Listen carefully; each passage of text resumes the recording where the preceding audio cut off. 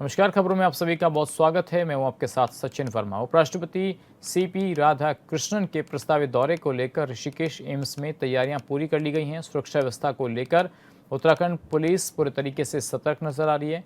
देहरादून के एसएसपी प्रमिंदर डोभाल ने जानकारी देते हुए बताया कि उपराष्ट्रपति के दौरे के मद्देनजर सभी अधिकारियों की ब्रीफिंग कर दी गई है। ड्यूटी पर तैनात किए जाने वाले पुलिसकर्मियों का ड्यूटी चार्ट तैयार किया गया है। पुलिस बल, पीएसी और अन्य एजेंसियों को मिलाकर पूरी सुरक्षा व्यवस्था की गई है।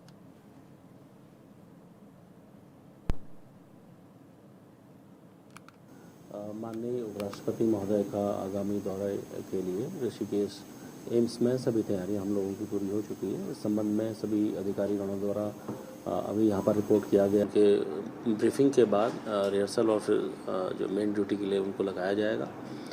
इस ड्यूटी के लिए कन्वोकेशन का जो ये कार्यक्रम है, इसके लिए समस्त ड्यूटियाँ हमारे पास पहुँच चुकी हैं, जिसमें पुलिस बल के साथ साथ पीएसी और बीडीएस या अन्य जितने भी एटीएस वगैरह जो हमारे जितने संगठन हैं अनुषंगिक, उन सभी को इनकॉर्पोरेट करके ड्यूटी चार्ट बनाया गया है। इस ड्यूटी को अच्छे तरीके से और इस विज़िट को सफल बनाने के लिए उत्तराखंड पुलिस पूरी ताकत से लगी है और मुझे उम्मीद है कि इस विज़िट को हम बहुत ही सफलतापूर्वक संपन्न कराएंगे।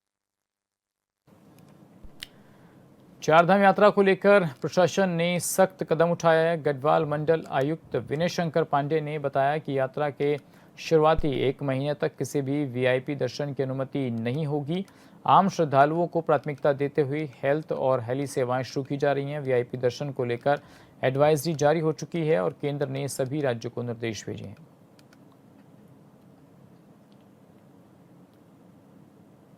दर्शन के लिए हम लोगों की एडवाइजरी पहले ही जारी हो चुकी है और भी पिछले दिनों केंद्रीय गृह सचिव ने भी एक इसकी वीसी की थी और उन्होंने कहा था कि हम अपने स्तर से भी एक एडवाइजरी सभी स्टेट्स को भेज देंगे। शुरुआत के 1 महीने में हम लोग किसी भी प्रकार के वीआईपी दर्शन को एंटरटेन नहीं करेंगे और अगर आम श्रद्धालु के रूप में आना चाहें तो उनका बिल्कुल स्वागत है, लेकिन जो वीआईपी ट्रीटमेंट होता है वो दिया जाना संभव नहीं है क्योंकि बड़ी संख्या में श्रद्धालु आते हैं, इतनी दूर से आते हैं, उनकी अपनी भावनाएँ होती हैं। हमारी हेली सेवाएं भी प्रारंभ हो गई हैं और 22 तारीख को केदारनाथ जी में जो 3 हमारे स्थान हैं वहाँ से हेली सेवाएं चलेंगी। चार्टर भी यहाँ से प्रारंभ होगा। गोचर से बद्रीनाथ जी का भी इस बार हेली सेवा हम लोगों ने प्रारंभ की है। कुल मिलाकर यात्रा से संबंधित जो भी आवश्यक कदम उठाए जाने थे हम लोगों ने उठा लिए हैं। चारधाम यात्रा को सुचारू और सुविधाजनक बनाने के लिए जल संस्थान ने व्यापक तैयारियां की हैं। यात्रा मार्गों पर पेयजल स्वच्छता और जल गुणवत्ता को लेकर विशेष इंतजाम किए गए ताकि श्रद्धालुओं को किसी तरह की परेशानी ना हो। हैंडपंपों की मरम्मत, फिल्ट्रेशन सिस्टम और प्यूरीफायर जैसी व्यवस्थाओं के जरिए साफ पानी उपलब्ध कराने पर जोर दिया गया है। फूल फेंके वो भी गुलाब का। जल संस्थान पूर्व से ही चारधाम यात्रा कराता आया है तो उसमें बहुत हमको ऐसी दिक्कत नहीं है। आप देखिए, हमने 582 जो हमारे टीटीएसपी पीटीएसपी हैं उसको हमने साफ सफाई करके उस पर रंग रोगन करके और हमने उसका जो ड्रेनेज सिस्टम बना करके ताकि किसी प्रकार की मच्छर मक्खी इत्यादि ना हो, वो हमने किया है। दूसरा, हमने जो है 1071 हैंडपंप हैं जिनको हमने रंग रोगन करके बिल्कुल दुरुस्त किया है और जहाँ पर आयरन की जो प्रॉब्लम आती है उस आयरन की प्रॉब्लम को दूर करने के लिए भी हमने आयरन किट्स वगैरह लगाई हैं, इंस्ट्रूमेंट लगाया है ताकि जहाँ पर अधिक आयरन आता था वो उस समस्या से निजात मिल जाए। तीसरा, हमने ऐसे जो बहुत सारे लोग हैं जो सीधे हैंडपंप का पानी नहीं पीते तो हमने 82 एटीएम और प्योरीफायर भी लगाए हैं। तो वो एटीएम प्योरीफायर हैं, आरओ हैं जिनसे पेयजल उपलब्ध होगा। गर्मियों के मद्देनजर उत्तराखंड में संभावित पेयजल संकट से निपटने के लिए जल संस्थान ने व्यापक तैयारी शुरू कर दी है। विभाग की ओर से शहरी क्षेत्रों के 369 मोहल्लों और ग्रामीणों क्षेत्रों में 691 बस्तियों को चिन्हित किया गया है जहां पानी की कमी की आशंका है। साथ ही फायर हाइड्रेशन की नियमित जांच, हैंडपंपों के रखरखाव और 31 कंट्रोल रूम स्थापित कर निगरानी बढ़ाई गई है। मुख्य महाप्रबंधक DK सिंह ने कहा कि पुराने अनुभवों और मौसम की स्थिति को ध्यान में रखते हुए संवेदनशील क्षेत्रों को चिन्हित किया गया है। हमने पुराने अनुभवों के आधार पर ये देखा है कि कहाँ हमारे ऐसे क्षेत्र हैं जो पेयजल से पेयजल ग्रस्त संकटग्रस्त हो सकते हैं, तो उनका चिन्हीकरण किया गया है। अब वो चिन्हीकरण पुराने अनुभवों के आधार पर किया जाता है, और जो आने वाला जो जैसे कि इसमें सर्दियों में जिस तरह से बारिश होनी चाहिए थी वो नहीं हुई, उसको ध्यान में रखते हुए थोड़ा सा जहाँ पर अभी ठीक ठाक भी चल रहा है, उनको भी हमारे एग्जीक्यूटिव इंजीनियर्स ने संभावनाओं के आधार पर उसको डाला है कि साहब यहाँ भी स्रोतों में प्रॉब्लम आ सकती है। चारधाम यात्रा और बढ़ती मांग के बीच गैस आपूर्ति को लेकर प्रशासन सतर्क हो गया है। जिला पूर्ति अधिकारी के अग्रवाल ने बताया कि घरेलू गैस वितरण को विस्तृत करने के साथ साथ कालाबाजारी पर सख्ती के निर्देश दिए गए हैं। जिलाधिकारी के निर्देशन में क्यूआरटी टीम का गठन किया गया है, जो लगातार छापेमारी निरीक्षण कर रही है।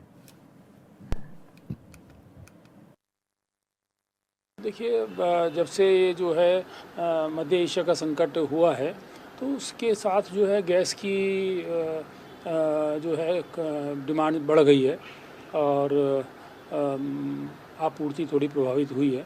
साथ में जो है लोगों में होल्डिंग के साथ जो लोगों में काला बाजारी को लेके सब तरह की चीज़ें जो है स्टार्ट हो गई हैं। तो हमने जहां एक और जो घरेलू गैस के वितरण को लेके एक स्ट्रेटजी बनाई है और उस पर व्यवस्थित रूप से काम किया है। दूसरी ओर जो है जो लोग घरेलू गैस का दुरुपयोग कर रहे हैं, काला बाजारी कर रहे हैं अथवा जो है रिफिलिंग का काम कर रहे हैं, तो उन पे भी जो है अंकुश लगाया जाना ज़रूरी है। इसी के दृष्टिगत हमने जो है जिलाधिकारी महोदय के निर्देश पे क्यूआरटी टीमों का गठन किया है।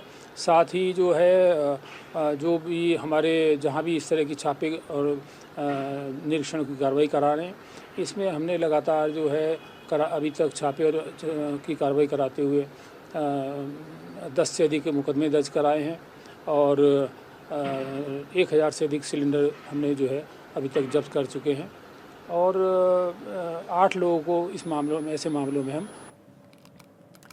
चारधाम यात्रा के दौरान बढ़ने वाली ज़रूरतों को देखते हुए पूर्ति विभाग ने अपनी तैयारियां तेज़ कर दी हैं। जिला पूर्ति अधिकारी के अग्रवाल ने बताया कि बद्रीनाथ, केदारनाथ, गंगोत्री और यमुनोत्री धाम में हर साल बड़ी संख्या में श्रद्धालु पहुंचते हैं और यात्रा शुरू होने से पहले उनकी मांग बढ़ जाती है। इससे ध्यान में रखते हुए देहरादून के सेलाकुई, विकासनगर समेत यात्रा मार्ग से जुड़े सभी क्षेत्रों में पेट्रोल डीजल की पर्याप्त उपलब्धता सुनिश्चित की जा रही है। साथ ही व्यावसायिक गैस की खपत बढ़ने को देखते हुए भारत सरकार से अतिरिक्त गैस की मांग की गई है।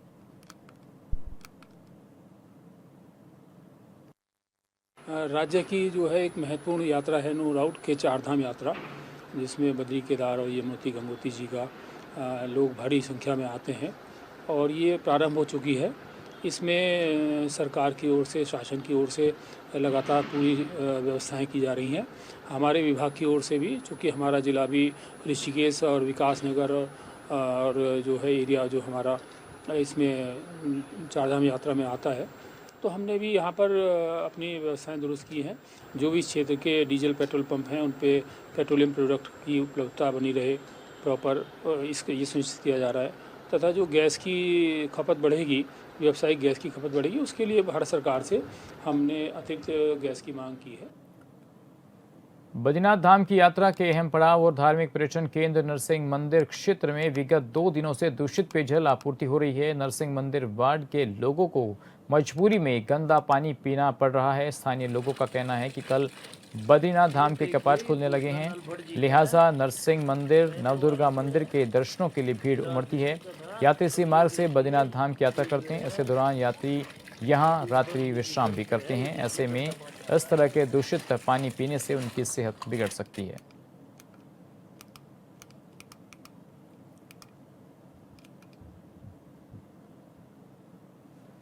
नगर निगम ऋषिकेश की ओर से गुमानीवाला स्थित लालपानी बीट में स्थापित ठोस अपशिष्ट प्रबंधन एवं प्रोसेसिंग प्लांट का सफल ट्रायल संपन्न हुआ। इससे गोविंद नगर क्षेत्र में लंबे समय से बने कूड़े के पहाड़ से जल्द राहत मिलने की उम्मीद जगी है। इसी परियोजना का मुख्य उद्देश्य शहर से प्रतिदिन एकत्रित होने वाले कूड़े का वैज्ञानिक तरीके से निस्तारण करना है। इससे न केवल शहर की स्वच्छता व्यवस्था मजबूत होगी, बल्कि पर्यावरण संरक्षण को बढ़ावा मिलेगा।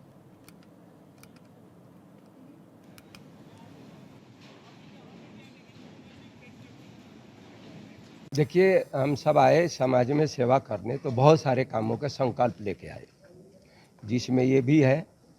और ऋषिकेश में एक डंपिंग ग्राउंड है कूड़ा का। तो आज बड़ा सौभाग्य की बात है कि ये दोनों काम एक साथ हो रहा है।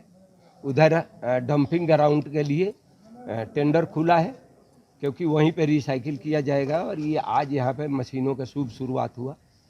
तो आज जो है बड़े ऋषिकेश के लिए बड़ा शुभ दिन है, जिससे हम कूड़ा मुक्त उधर करने जा रहे हैं। और यहाँ पे कूड़ा के निस्तारण, जो नए कूड़े आएंगे उसका निस्तारण होगा। बहुत सारे आप देख भी रहे हैं कि मशीन लगा हुआ है, और बहुत लंबे टाइम से यहाँ पे काम चल रहा था। जब से यहाँ पे बहुत तेज़ी गति से काम चला, और इस पर सब जितने यहाँ पे काम करने वाले लोग थे, ठेकेदार थे, उनको हमारे नगर आयुक्त से लेके और हम सब यहाँ पे बारी बारी आते रहे। आज जो उसका जो फल है वो देख रहे हैं कि इतना जल्दी ये सब काम हुआ है। तो मुझे लगता है कि अब जितने यहाँ बहुत सारे जगह से कूड़ा आना है। यहाँ नरेंद्र नगर से कूड़ा आएगा, ग्रामीण क्षेत्र से कूड़ा आएगा, ऋषिकेश नगर निगम से भी कूड़ा आएगा।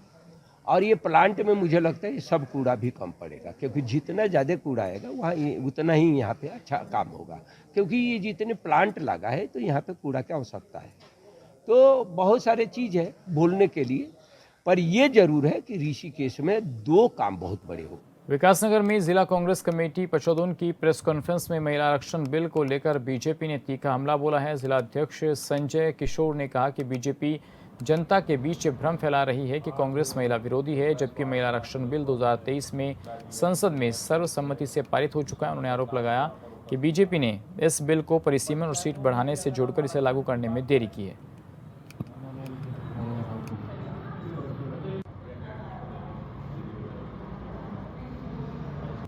आज 454 के भारी मतों के साथ महिला बिल पास हो गया था, लेकिन ये 131वें संशोधन में महिला बिल संशोधन करके जिस प्रकार से परिसीमन को छिन्न भिन्न करना चाह रहे थे, जिस प्रकार से जो हमारे लोकतांत्रिक ढांचे को तहस नहस करना चाह रहे थे, वो पास नहीं हुआ।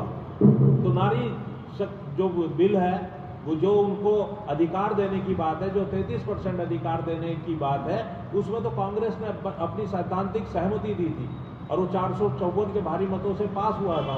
उसको लगाने का काम ना करके उसको छिन्न भिन्न करने का काम इन्होंने करा, जिसमें सफल नहीं हुए।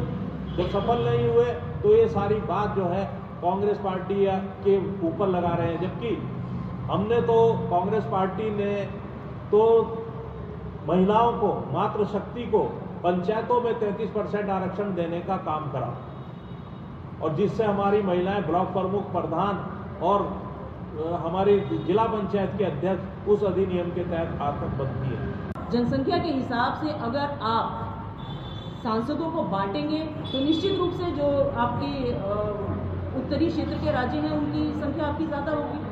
तो ये एक तरह से इन्होंने एक छद्म की जो एक स्थिति उत्पन्न की और जनता में भ्रम फैलाने की स्थिति उत्पन्न की, ये मैं समझती हूँ बेहद निंदनीय है। और आप ये देखिए कि ये बिल गिरा और भाजपा की महिलाएं तुरंत जो है सड़कों पर आ गई। इनको पता था कि ये बिल गिरेगा ही, तो ये तैयारी पहले से थी।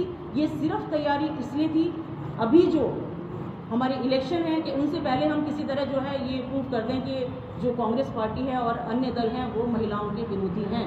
मात्र इनकी नज़र सिर्फ कुर्सी पर होती है, मात्र इनकी नज़र सिर्फ सत्ता पर काबिज होना है, ना कि ये महिलाओं का किसी तरह से सम्मान करना जानते हैं। भाजपा का जो षड्यंत्र है, भाजपा की जो दोगली नीति है, और ये एक बहुत बड़ी विडंबना है। जो पार्टी अभी लगातार सत्ता में रही, आश्चर्य की बात है, उस पार्टी ने आज तक उनकी राष्ट्रीय महिला अध्यक्ष नहीं बनी है। महिला के सम्मान की बात करते हैं। उस पार्टी के अंदर अभी उत्तराखंड में जो अंकिता भंडारी कांड हुआ, वहाँ पर जिन महिलाओं ने भी आवाज़ उठाई, उनकी आवाज़ को किस कदर रौंदा गया, इससे ये स्पष्ट हो जाता है कि वो महिला विरोधी ये सरकार है, वो महिलाओं के कभी हित में नहीं है।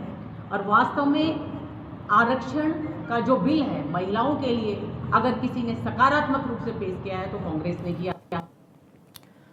आगामी चारधाम यात्रा के सफल और सुरक्षित संचालन के लिए पुलिस प्रशासन की ओर से एक अत्याधुनिक हाईटेक चारधाम यात्रा कंट्रोल रूम स्थापित किया गया है। इस कंट्रोल रूम के जरिए यात्रा मार्गों, प्रमुख धामों और संवेदनशील पड़ावों पर तकनीक की मदद से कड़ी नजर रखी जा रही है।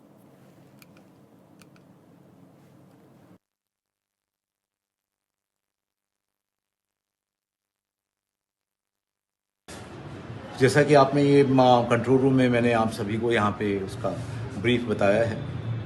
यहाँ पर जैसा हमने लास्ट ईयर भी हमने यहाँ पे पूरी यात्रा मार्गों को सेक्टर्स में डिवाइड किया था। इस बार भी हमने उसको पूरी यात्रा मार्गों को जो चारों धामों के लिए जो जाते हैं वहाँ पर हमने प्रत्येक मार्गों को 10-10 किलोमीटर के सेक्टर में डिवाइड किया है। उसमें हमने अपने पुलिसकर्मी में motorcycle, wireless set, first aid की किट और यात्रा से रिलेटेड सारी इंफॉर्मेशन के साथ में वो रहेंगे और उनका जो कंट्रोल रूम से हमारा संपर्क रहेगा। हम उनकी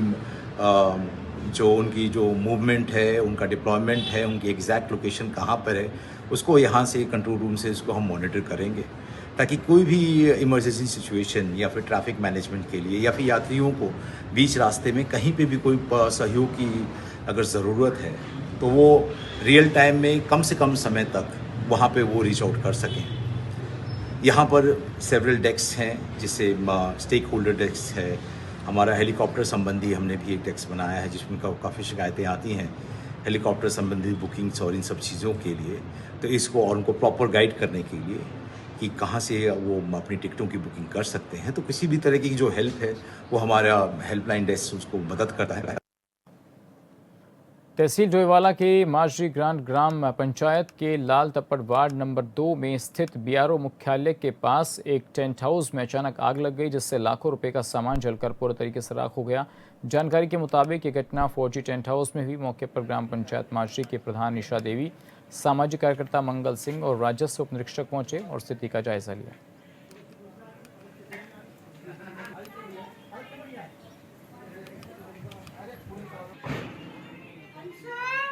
ये सर जी हम जैसे 1 बजे अंदर को हीटअप गई तब पता चला हमें कि आग लगी हुई गोदाम में। ये नहीं पता चला कैसे लगी कैसे नहीं लगी। कितना माल रहा होगा अंदर? कम से कम 15 लाख का माल था सर जी। क्या क्या सामान था? जैसे 10 पेटी तो वो कपड़े की भरी हुई थी और ये क्रोकरी थी, जो भगोने वगैरह थे, डस्टबिन, जनरेटर थे 2, उनमें भी आग लगी। बहुत नुकसान बहुत हुआ। फिर जैसे हमें पता चला तो बच्चे थे अंदर तो उन्हें उठाया, फिर बच्चे बाहर करे, फिर हमने वो आग बुझाने की वो मंगवाई वहाँ से मशीन। हाँ जी, फिर तब कवर करी, जब तक तो सामान अपने फूक गया था। जैसे ही हमें रात सूचना मिली थी, लगभग रात 2 बजे के आसपास हमें सूचना मिली। जब मैं यहाँ मौके पे आया तो उस समय फायर ब्रिगेड ने आग बुझा दी थी। तो बड़ा ही बढ़िया ही चिंता का विषय है कि बहुत पुराना इनका बेचारों को टेंट का काम था। बहुत गरीब परिवार ये था जिन्होंने बड़ी मुश्किल से, बड़ी मेहनत से करके ये सब चीज़ें जोड़ी थी और आज कम से कम इनका 20 लाख रुपए का एक नुकसान हो गया है। तो इसके लिए हम तो सरकार के आगे भी विनती कर रहे हैं कि इन्हें कुछ ना कुछ अच्छा कोई मुआवजा जो है मिल जाए। मैंने अभी जो है तहसील से हमारे पटवारी साहब आ रखे हैं, उनको भी मौके बुलाया है और अभी बिजली विभाग से जो जई हैं उनको भी हमने मौके बुलाया, वो भी पहुँचने ही वाले हैं। आकलन किया जा रहा है? बिल्कुल आकलन किया जा रहा है। लगभग 15 से 20 लाख के आसपास का जो है इनका नुकसान हो चुका है। हरिद्वार के सुमन नगर में सिंचाई विभाग की सरकारी भूमि पर कब्जा कर बनाई गई एक अवैध मज़ार को बुलडोजरों से ध्वस्त कर दिया गया। अवैध मज़ार के नीचे किसी भी प्रकार के अवशेष नहीं मिले हैं। मज़ार तोड़ने से पहले विधिवत 15-15 दिन के नोटिस जो हैं वो अपना पक्ष रखने और खाली कराने के लिए दिए गए थे, मगर कोई कागज़ नहीं दिखाने पर जिला प्रशासन की ओर से ध्वस्तीकरण की कार्रवाई की गई।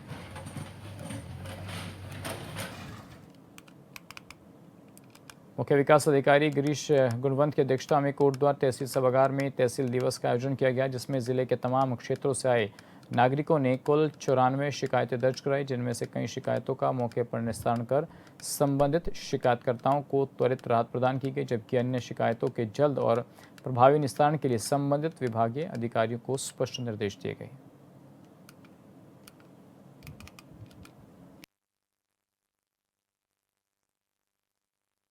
पे आज काफ़ी संख्या में फरियादी भी आए थे और लगभग 90 से ऊपर हमारे पास में जो शिकायतें हैं वो यहाँ पे आई हैं और अधिकतर शिकायतें नगर निगम क्षेत्र में जो अतिक्रमण वगैरह की समस्याएं हैं उसके बारे में थी और कुछ शिकायतें हमारे भूमि के संबंध में थी कि भूमि का दाखिल खारिज नहीं हुआ है या कोर्ट से आदेश हुआ उसके बाद चढ़ा नहीं है, और साथ में कुछ शिकायतें पेयजल से रिलेटेड और कुछ पीडब्ल्यूडी के जो प्रकरण है उससे रिलेटेड थी। तो बहुत सारी शिकायतें थी जिसमें कि सभी अधिकारियों, काफ़ी शिकायतों को तो यहीं पे निस्तारण भी हुआ है, जो अधिकारी क्योंकि यहीं पे आए भी हुए थे तो उनसे बात हो गई है, शिकायतकर्ताओं की बात भी करा दी। लेकिन कुछ शिकायतें ऐसी हैं कि जिनका कि समाधान नगर निगम स्तर से होना है, जैसे कि अतिक्रमण से रिलेटेड वगैरह शिकायतें हैं, तो उसमें नगर निगम से हमने अपेक्षा की है, जो उनके यहाँ पे सहायक नगर आयुक्त आए थे, कि उसको वो प्राथमिकता के आधार पे उसका निस्तारण करें और उसमें जो एसडीएम साहब से जो भी मदद लेती है वो भी मदद लें। कालाडूंगी में पूर्व सैनिक एवं पूर्व क्षेत्र पंचायत सदस्य गंगा सिंह सामंत को करनी सेना में संगठन महामंत्री बनाया गया, जबकि पहले उनको करनी सेना में प्रदेश महामंत्री बनाया गया था, जिसके बाद उनकी मेहनत को देखते हुए अब उन्हें संगठन महामंत्री की जिम्मेदारी सौंपी गई है। ये नियुक्ति सेना के अंतर्राष्ट्रीय अध्यक्ष कुंवर सूरजपाल अम्मू की संस्तुति पर प्रदेश अध्यक्ष सूरज चौधरी की ओर से की गई है। वहीं करनी सेना के प्रदेश अध्यक्ष सूरज चौधरी ने बताया कि देवभूमि में जिस तरीके से लव जिहाद, लैंड जिहाद, धर्मांतरण, गौहत्या जैसी घटनाएं बढ़ रही हैं, ये चिंता का विषय है।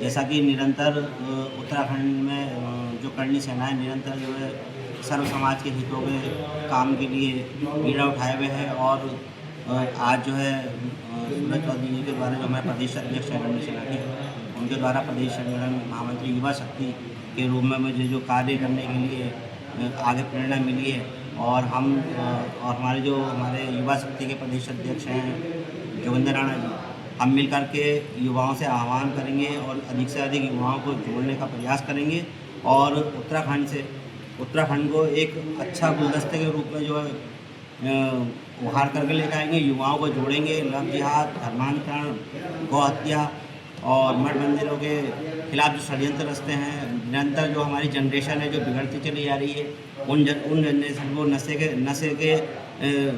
नशे से बाहर निकाल करके उनका नया निर्माण करेंगे। और इसी के साथ में मैं हमारे जो अंतर्राष्ट्रीय अध्यक्ष सूरजपाल अम्मू जी, उनका हार्दिक अभिनंदन करता हूँ कि जिस पद पे हम रहेंगे उस पद पे निरंतर हम कार्य करते रहेंगे।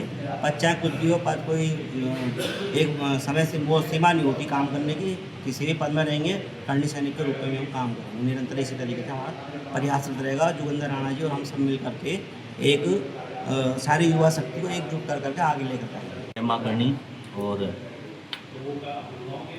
जो आशा और जो उम्मीद करनी सेना केंद्रीय नेतृत्व और प्रदेश नेतृत्व ने मेरे ऊपर जताया है, और हमारे केंद्रीय अंतर्राष्ट्रीय अध्यक्ष दादा कुंवर सूरजपाल अम्मू जी की संस्तुति के पश्चात हमारे आदरणीय प्रदेश अध्यक्ष करनी सेना उत्तराखंड सूरज चौधरी जी के आदेश पर आज मुझे प्रदेश महामंत्री संगठन करनी सेना उत्तराखंड नियुक्त किया गया है, जिसके लिए मैं करनी सेना केंद्रीय नेतृत्व और प्रदेश नेतृत्व का आभार व्यक्त करता हूं।